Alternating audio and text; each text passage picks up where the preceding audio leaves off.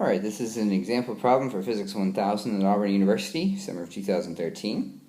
Our first example problem is the one we worked in class today, and we had this situation. We had a crate of some mass m, which was given. It is sitting on a frictionless surface and is subjected to two forces, which are both given. One of them, which I'll call F1, from the left, and the other, which I'll call F2, from the right. And the question wants to know the acceleration of the crate. So when you're solving problems like this is exactly what you should do first. You should draw a picture. In this case, I drew an actual box for the crate. That's not necessary at all. You can draw a little dot if you want to, or whatever helps you see it clearly. With the more complicated problems, I found that it usually helps me out to draw a less complicated picture. But with problems like this, I'll go ahead and leave it as a box. And that's okay. So underneath it, I'm going to make a sort of legend. I'm going to tell what I know. I'm going to say what I don't know, which is usually what I'm being asked to find. And I'm also going to say what equation I'm going to use to solve it. Equation or equations, I should say. And so notice, before you even actually start to work the problem, you've got to think about it a little bit. You need to have an idea of how you're going to solve the problem. That doesn't mean that you don't sit down and make some scratch work and try some stuff, but for the submissions that you give to me, before you start writing the problem, I would really like you to know a basic idea of how you're going to solve it. So you need to decide on what equation you have that you can use. So give it some thought before you try. Okay, so my knowns, I know F1 is 10 newtons, which is the value we used in class. F2, 5 newtons. This is a 2 if you can't see it. And I know that my mass is 100 kilograms. For my unknowns, what I'm being asked to find is the acceleration. I don't know that, so that is a big question mark. And the equation that I'm going to use for this case, we have forces, we have mass, we need acceleration. Newton's second law should jump out at you immediately. The net force equals the mass times the acceleration of an object. Okay, so everything is in place. I can actually begin to solve the problem now.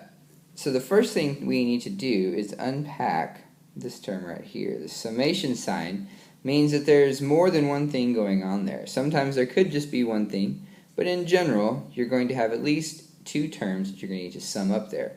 So the sum of the forces, what we have F1 here and F2 here. And notice the directions are different. We know from our discussion of forces that directions absolutely matter. And the way we signify that in physics is with positive and negative signs. So we need to decide on some direction to be positive. Generally, we do that to the right. This is completely arbitrary. It's completely up to you. In fact, when I'm solving problems, I assign the direction based on making the problem easier, because I like easy problems. But in this case, we'll go ahead and stick with what people normally do, which is defining the direction of positive to the right. So in that case, if positive to the right, notice F1 is pointing to the right. F1 is going to be positive. F2 is pointing to the left, so that's going to make F2 negative.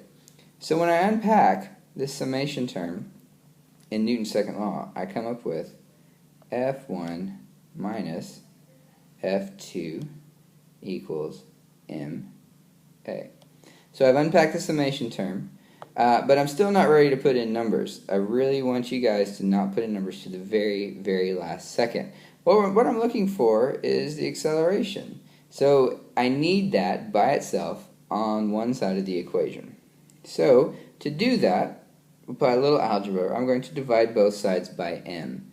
And I'm going to perform a little blackboard algebra here. I'm going to take my left side and move it to the right side, and the left side to the right side, just because I like what the term I'm looking for to be on the left side of the equation. That's completely up to you. But I'm going to go ahead and do that and divide through by m. So I'm going to come up with a, because ma divided by m is just a times 1, equals F1 minus F2 over m. And now I have solved the equation. The physics in this problem is completely over. I've come up with an expression here for my acceleration, which is what I wanted to know at the beginning. So now is the point where I type in numbers. And I'm out of room on this slide, so I'm going to go to the next one. I'll lose my drawing, but that's okay.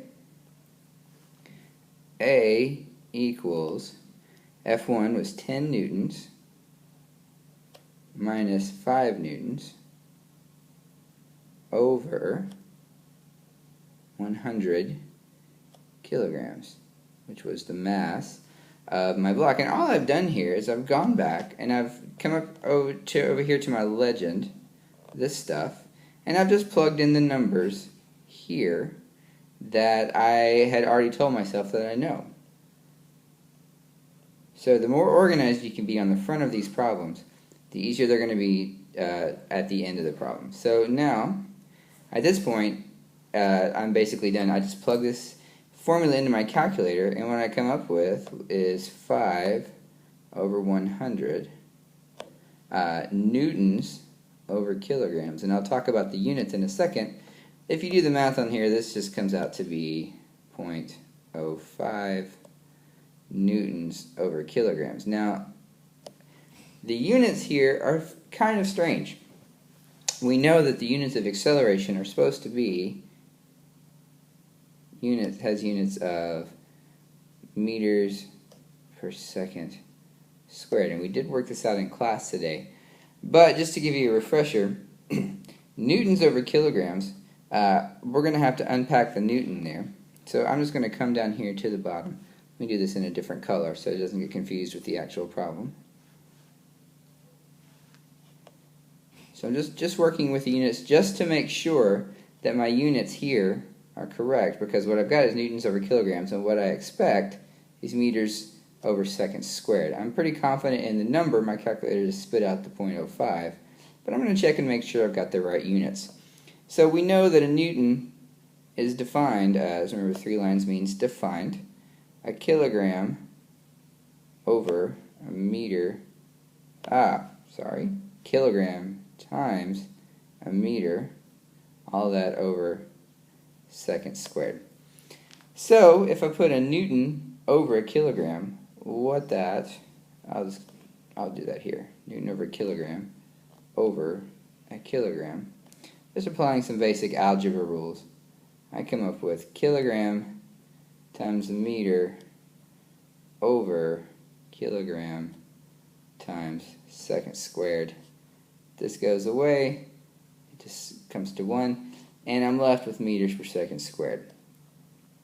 And like I said, after you convince yourself that this is the case, I don't mind if at this step right here, instead of writing newtons over kilograms, you go immediately to meters per second squared. Once you know that a newton over a kilogram is a meter over a second squared, I don't mind if you just go there. Okay? More examples to follow.